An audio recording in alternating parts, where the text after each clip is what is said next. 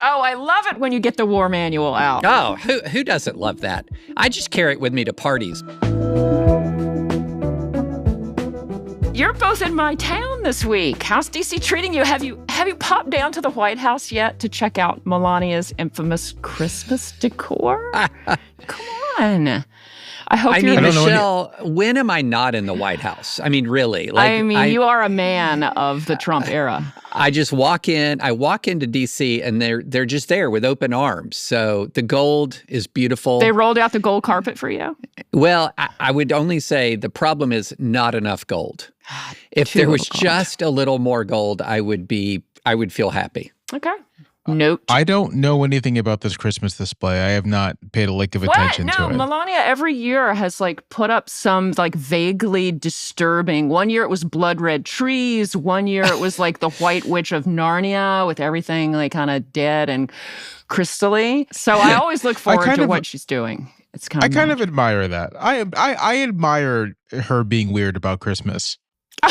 Well, there you go. Jamelle is firmly on the let's get weird about Christmas train. All right, so let's get down to it. This week, in addition to Christmas, we're talking about the president's popularity among the American people, but also specifically within his own party. So I want to start with this week's special election for the House in Tennessee's 7th District. David, it's right in your backyard. Last year, as you know, Trump easily won it by more than 20 points.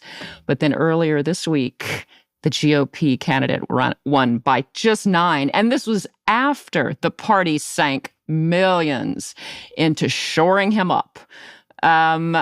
What does this tell you about what's going on? It's being seen, even though the Democrats lost, it's being seen as a very bad sign for the president and his party. Yeah, for good reason. But before we start, let me establish my Tennessee 7 street cred here for a minute. Please do. Okay. So that's my old district. It was my district until late May of this year. So this is where I spent a lot of time. My sister-in-law was the campaign manager for the current Republican mayor in the town, Franklin, that is part of that district. My brother-in-law is the chairman of the school board in Williamson County, which is a big part of the district Williamson County.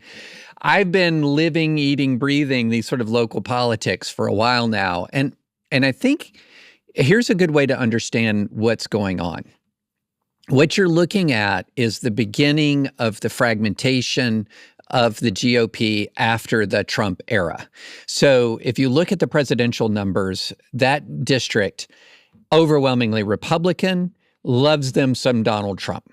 So plus 22, I believe, in 2024 for Trump. And I think if you had Trump on the ballot right now, it would still be close to that. At this point, supporting Trump is just a matter of identity for a lot of Republicans. It's beyond sort of normal political debate. But if you lift up the rock here, you will know that in Tennessee 7, there have been vicious Republican on Republican fights for years. And really, it's the fight is between the more establishment, what you might call Reagan/Bush wing of the party, and the new insurgent part of the party.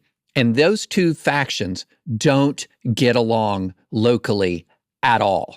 So Moms for Liberty, for example, when it was trying to ban the book Ruby Bridges Goes to School from the elementary school curriculum, a lot of the people who resisted that were Republicans. When Moms for Liberty had a big slate of candidates that it was running in in local elections, and when you had more radical candidates running for, say, mayor, you had big, intense fights. And these were not between Democrats and Republicans. There's not a ton of Democrats there. I mean, my neighborhood was 85% Republican. It was gerrymandered last go-around, right? Totally.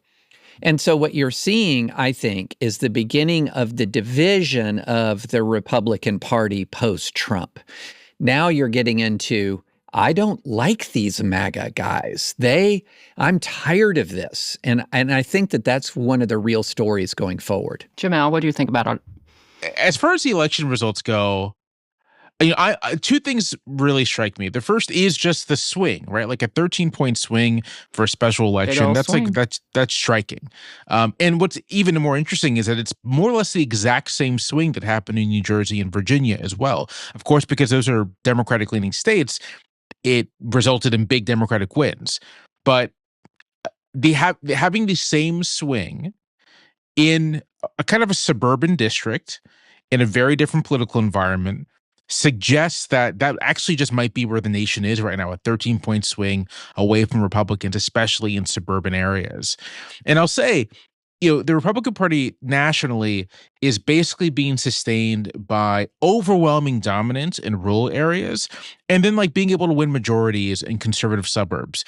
But if the second part of that equation begins to deteriorate, then it's big trouble everywhere, right? Like at the end of the day, most Americans live in suburbs, right? It's just a numbers game and you really cannot sustain a big national majority. And so if I were looking at this from like a 30,000 foot viewpoint, that is the thing that would really be keeping me up at night if I were a Republican strategist. Like, what's going on in these suburbs?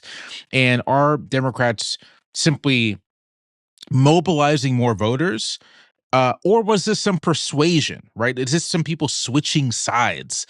And the fact that turnout appears to be about 90% of the 2022 midterm turnout, which is insane. Like typically special election turnout is among the lowest turnout you can get. That's why they're not particularly representative of future trends. But if you're getting general election-esque numbers in a special election, and then you're getting a 13-point swing on top of that, then that does suggest a good amount of persuasion happening, that people who voted for Republicans in the 2022 cycle voted for the Democrat in this special election cycle.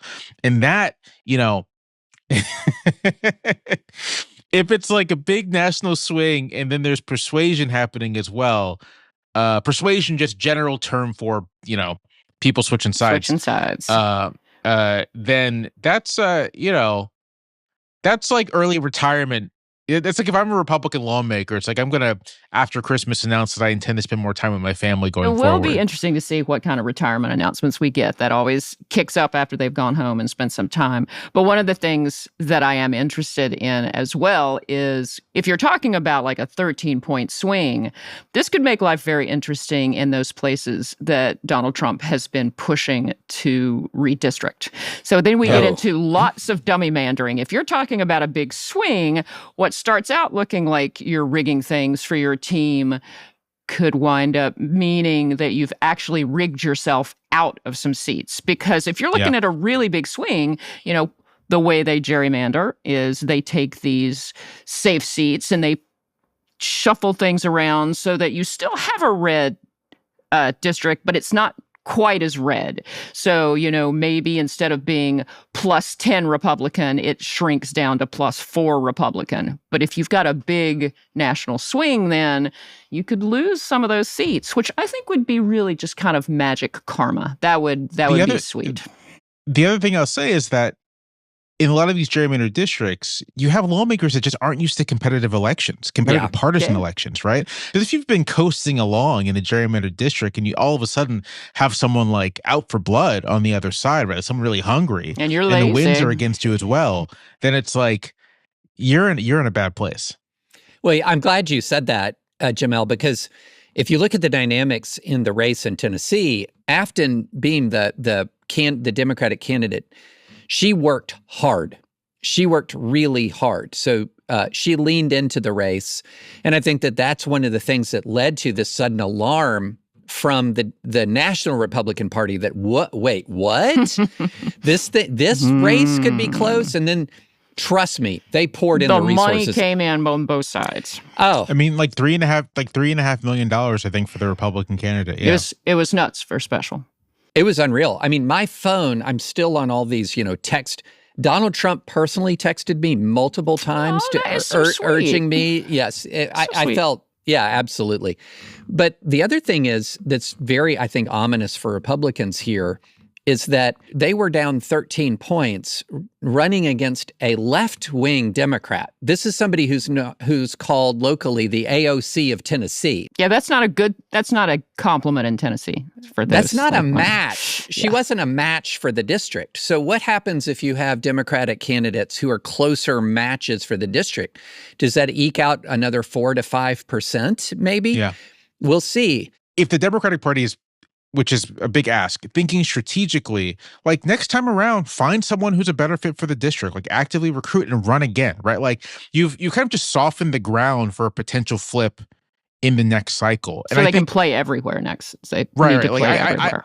I'm a big believer in this thing of it's actually important to lose in ways that lay the ground for like future wins. Like you're not going to win all the time, but you can like But running good campaigns on a regular basis builds up an infrastructure, it builds up familiarity, and creates the conditions for, oh, maybe I can win in this next thing. So what we're looking at now is a loss that nonetheless, a Democratic loss that nonetheless has the Republican Party, especially those in Congress, super nervous.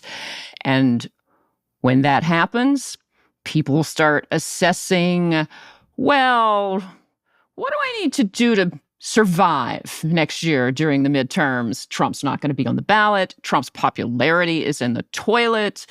A lot of things not really going his way. How much do I start needing to distance myself from him? So we've been seeing some splits, like most notably this boat strike kerfuffle this week has prompted not one, but both chambers of Congress to announce investigations with the Armed Services Committees, the chairman on those committees saying, we got to get to the bottom of this. Pete Hegseth, the Secretary of War, is taking a lot of heat on this.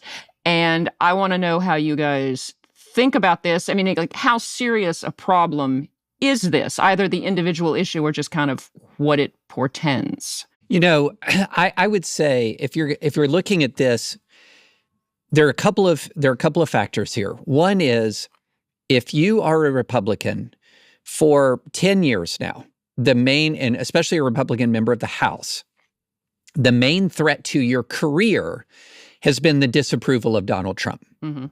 But if you have a situation where they're looking at potentially a 12 to 15 to 18 point group swing in the Democratic direction, then all of a sudden you get to numbers like 50, 60, 70, 80 Republicans who the primary threat to their career now begins to shift to become the general election voter. And if the general election voter is the primary threat to their career, then you're going to see more people standing up, because now their career is at stake in a different way. And it's not that now they may have they'll cast it as, I am outraged morally. They'll cast it in these moral and strategic terms.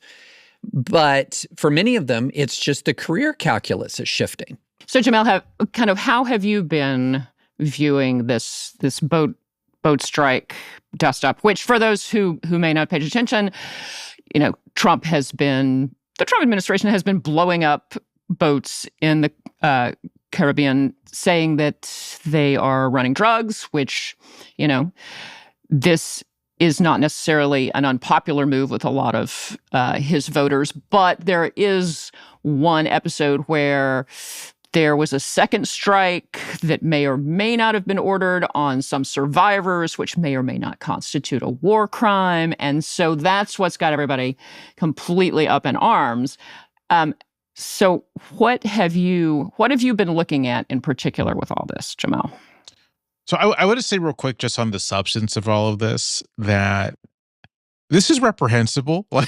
Like I'm laughing, but like what these, we're not at war with Venezuela, right? We're not at war with Venezuela. Like there's none of that. The administration provided no evidence that these boats are trafficking drugs, and these boats are in international waters, right? So like the administration presents it as we're destroying terrorists, but take away their spin, what's actually happening is the U.S. Navy, under orders from the president, is blowing up random boats in the Caribbean and saying, oh, they're terrorists, which at a broad scale, even under the most expansive vision of the unitary executive, Article 2 does not grant the president the right to make a unilateral designation that someone is a terrorist and to be murdered by the state, right?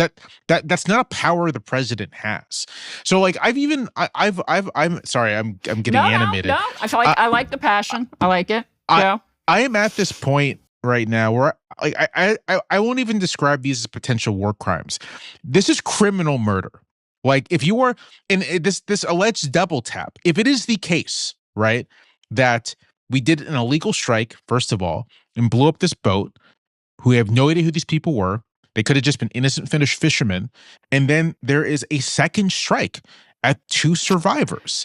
Which is a no-no. David, you're the expert. Which total no-no. I mean, like, all respect to David, and I will defer to his expertise, but I'll say this has been a no-no since there's been war. Right? Like this is like if you go back to antiquity, you'll have people observing. You can't do that. Yeah. Right? Like it's recognized as like a part of human civilization that if there are survivors floating in the water, you have an obligation to at least not kill them.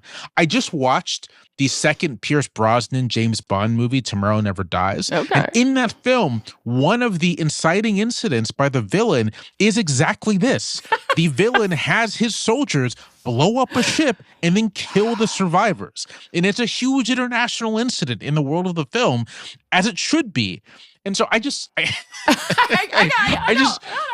really want to say how absolutely morally reprehensible this is. And if it is the case that Pete Hegseth ordered that second strike, that in my view, he should be arrested and held criminally liable for homicide, because that's what it is. So my suspicion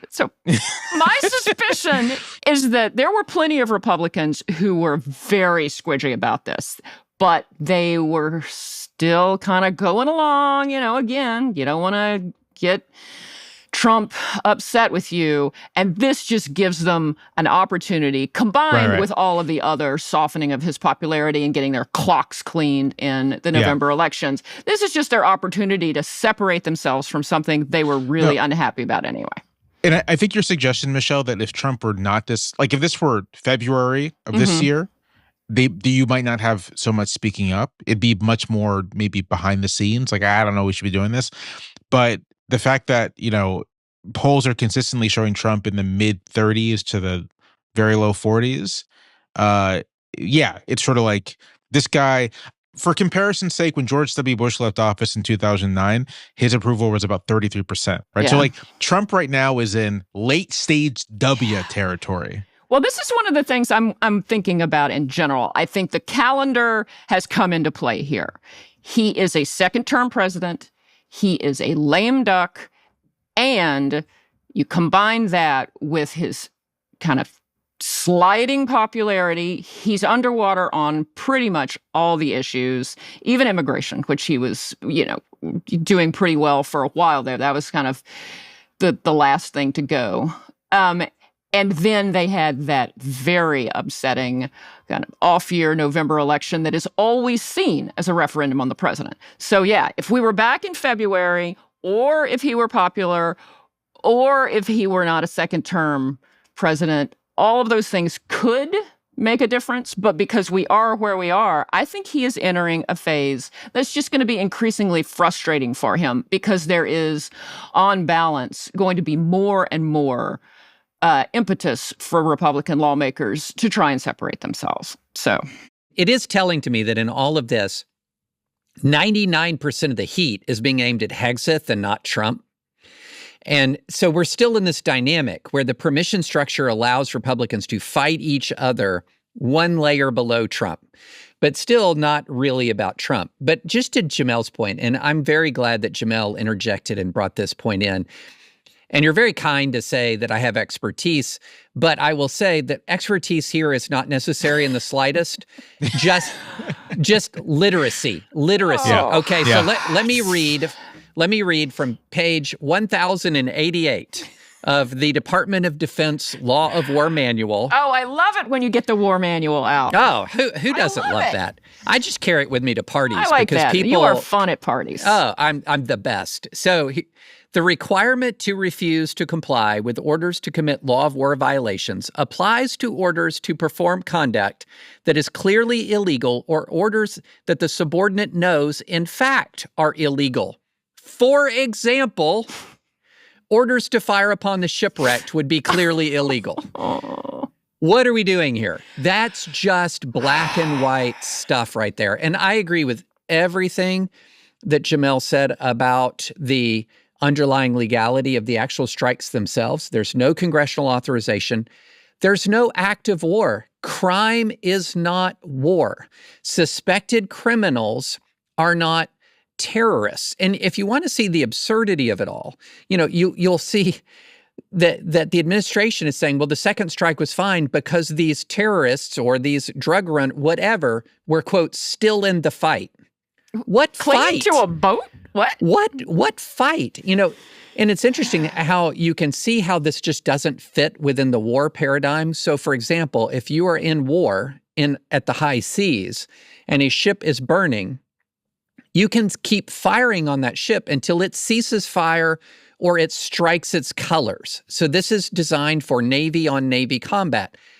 What's the equivalent here? I mean, the speedboat is going down, and then all of a sudden it blows up. Is one of the surviving members of the crew supposed to say, "Strike the colors, lads. The Navy has bested us"? No.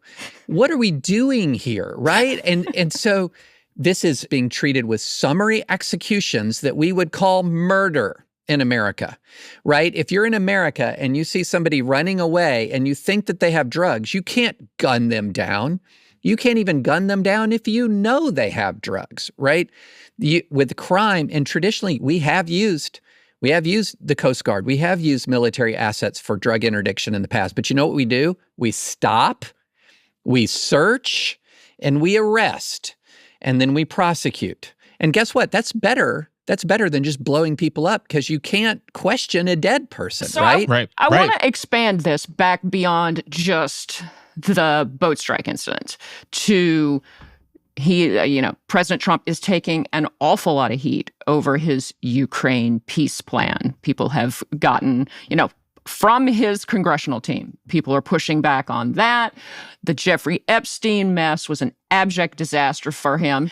There are a few cracks that he can't quite control. Like Mike Johnson had to tell the White House, the speaker had to tell the White House that the president's idea for, expanding Obamacare subsidies was not playing in the House, and these things they can always come back to this and visit again, but people are starting to say, no, I don't think I'm just going to go along immediately. We're going to fight this out a little more.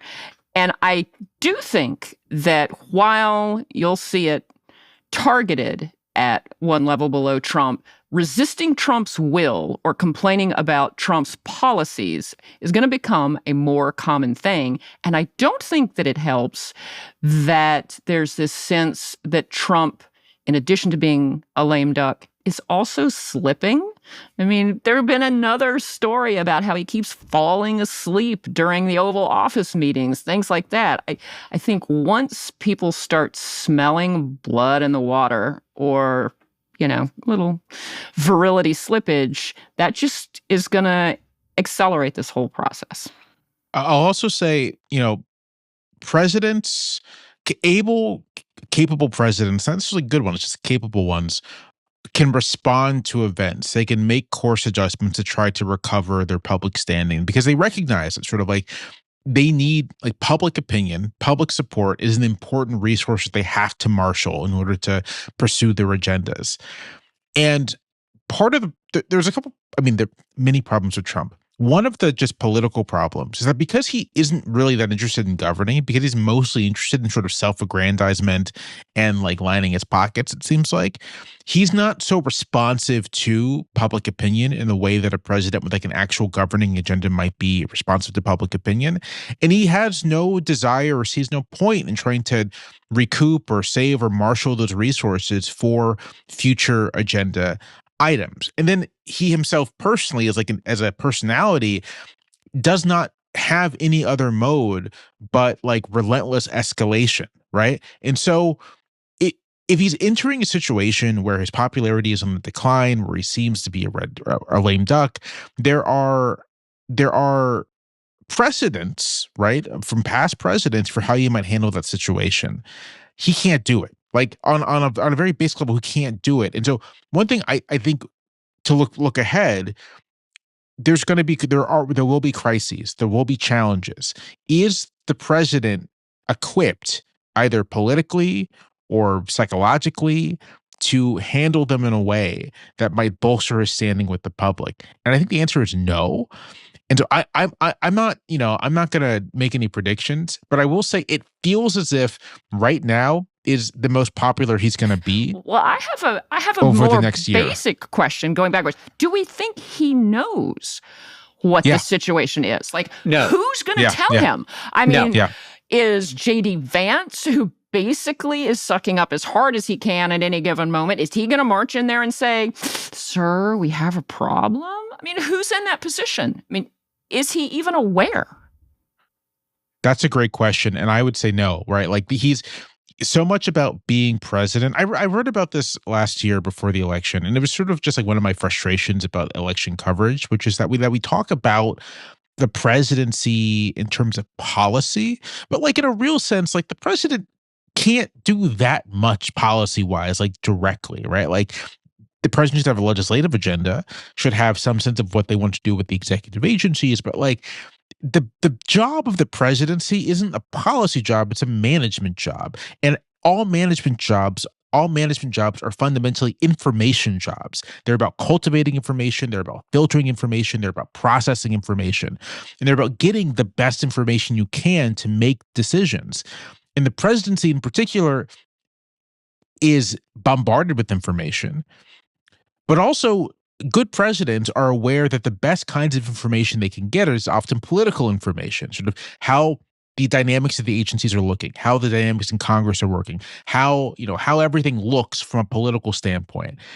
And Trump has created this bubble for himself where none of that information gets in, like none of it whatsoever. He's sort of completely, he's like blind to so much of the necessary information for just being a barely competent president. So I think you're right, Michelle, to suggest that like stuff about public opinion, stuff about his standing, he just may not even be aware of it. Does that make him, like, if he has any sense of this as he goes along as a lame duck, or if he just gets the, vibe that he's being handled differently in Congress, does this make him more or less dangerous, do we think, as he enters this new phase? Oh, I think he's going to be more dangerous, but with the possible ameliorating effect of Congress being less loyal. And so if Congress is less loyal, they can temper his worst impulses. But, how we're in a race. We're in a race between Trump's danger and congressional revival. And these two things go hand in hand. But one thing about the Trump bubble, I would say, is that, number one, I think it's just true that all presidents are in a bubble to some degree. Yeah. And it's a bubble that it just exists kind of naturally because we human beings have weird reactions to both fame and power. And so a president is both the most famous or one of the most famous people in the world and the most powerful simultaneously. And so they're used to interacting with human beings who are impacted by that presence. And so it is difficult to live in a truth-based environment in that circumstance just normally, okay? So you have to actually try to encourage people to speak truth to you, to to disagree with you. And this is one of the reasons why there's kind of this long recent history of incumbent presidents not doing very well in their first debate. Their first presidential debate. 84, Reagan kind of falls on his face in front of Mondale. 2012, Obama doesn't do his best job against Romney, right? And so in both circumstances, 84 and 2012, they righted the ship the second time. I think the Biden debate is partly a product of that. Who does this debate on those terms and those timing if they're living in a truth-based environment, right? Yeah. But then with Trump, you turn it, as you do with all things, you just turn it to 11. 11. Because look at the cabinet meeting. Oh, God. Is he living in a truth-based environment? By no means. By no means. And so this idea that what he's doing might not be popular, that people are rejecting it, that his legacy could be in ruins in a relatively short order, all of that I think is just alien to him right now, just alien. And compounding it also is that MAGA is, believe it or not, more online than the wokest woke people on the left in 2019 and 2020. That they have taken the problem that Democrats had years, in the recent past being too online, and they've turned that one to 11. To the point now where, you have major figures in the Trump administration who are much more focused on what obscure, angry podcasters on the right say about them than they are concerned about a 38% approval rating in the larger public. And so they're constantly tacking towards the pet angry issues of the sort of the MAGA podcasting base. And that's just going to make all of this worse. That just reinforces the walls of the bubble. Well, on that magical note, I say we land this plane. And before we go, I need to hear from you. It's recommendation time. What you got for me?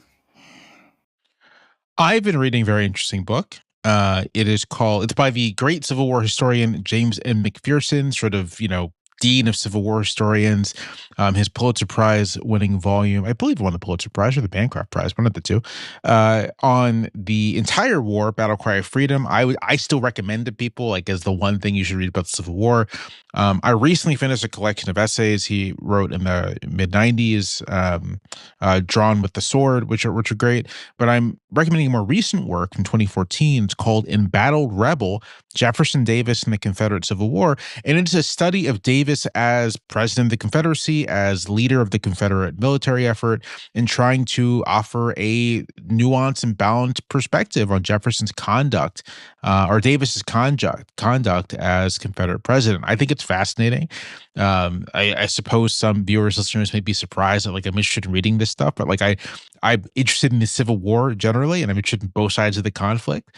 And part of McPherson's argument is that Davis is often blamed for the Confederates' defeat, but he tries to make the case that Davis, more than pretty much any other political leader in the Confederacy, always understood that the goal of the fight was winning Confederate independence, not necessarily beating the Union militarily, and that this singular focus, more likely than not, actually kept the Confederacy in the fight longer than it should have been based off of its resources and its standing at the outset of the war. So it's sort of a revisionist take on Davis's leadership during the Civil War, and I just find that really interesting. Excellent. So if that kind of thing sounds interesting to you, recommend the book. All right, David. Well, Jamelle, that kind of thing sounds fascinating to me, and I can't agree more on McPherson's Battle Cry of Freedom. When you grew up in the South like I did, I was in college before I was taught anything other than the Lost Cause story. And if you have grown up steeped in Lost Causism, Battle Cry of Freedom will blow up that paradigm. Just annihilate that paradigm. So I'm going to depart from my normal streaming recommendation, which pains me because I have one, but I'll save that. I'll save that for next week. I've got a book recommendations. It's not a brand new book. It's called France, the Dark Years by Julian Jackson, a British historian.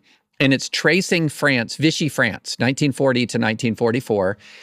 And it is so fascinating. And it's so fascinating on a very particular basis. And that is, when you read it and you read the ideology and crucially the theology of Vichy France and the Pétain government, it will sound eerily like parts of the MAGA Christian nationalist right. Eerily. In other words, much more concerned about the leftist enemy within than the enemy without. A great deal of focus on recreating the sort of the religious household as the centerpiece of the society, a doubling down on religion and work as opposed to, liberalism and liberty. And so there was, it's very fascinating. And you realize they had this very coherent ideology and theology that allowed them to accommodate themselves to Hitler while believing they're being good people by sort of purging the worst elements of what they deem to be the worst elements of French society. And it is chilling and shockingly relevant. So I really recommend it. Okay, that's just disturbing. Can I throw in some supplementary material that is, I guess, something of a streaming recommendation, which is the 1969 documentary, The Sorrow and the Pity, which is about the Vichy France and Nazi Germany and the collaboration. And it involves, since it's 69, right, it involves a lot of interviews with collaborators and people who were involved in the regime. It's 4 hours long. It's like it's long, but it's a real masterpiece of documentary filmmaking, and I highly recommend it. Isn't that what Woody Allen is always talking about in Annie Hall? Maybe. It's been many years since I saw Annie Hall. All right, well, I am going to take David's streaming gap and fill it. I am a huge Landman fan. For those who don't watch, Taylor Sheridan did Yellowstone. I got tired of the Yellowstone universe after a few seasons, hugely popular. But he also has moved his attention to West Texas. And Billy Bob Thornton plays an oil landman. He's out there dealing with the cartels and, the environmentalists and all of this. And we've just started season 2. This is the best I've ever seen Billy Bob Thornton in anything over the years. That's saying something. He's been good in a lot of things, yeah. And now they've promised me some Sam Elliott, who I'll just watch Sam Elliott do anything. I'm sorry. I don't even care. He can just read the phone book to me and I'll watch it. So I'm just saying we're about, just a few seasons in, but it makes West Texas oil fields, the Roughnecks and Wildcatters. It's so entertaining. I have to highly recommend. I mean, if you talk about Sam Elliott, you can't talk about Sam Elliott without talking about one of the greatest classics in American cinema. Roadhouse. Roadhouse. Yes. Thank you. Yes. Michelle, best bad movie ever. Yeah, you're my best friend, Michelle, for knowing David, that. In fact, when we're done here, you're just going to come over and we're going to spend the afternoon watching Roadhouse. Jamelle, you're invited. I was going to suggest we go to the White House, but this is better. I was just going to say, Roadhouse isn't a bad movie, though. It's good. Jamelle. I'm not even sure how to process it. It's unambiguously magic. good. It's magic. That's all we're going to say. It is. All right, guys, with that, I'm going to free you. Thank you so much, as always. Let's do it again. Always a pleasure. Thanks, Michelle. Bye.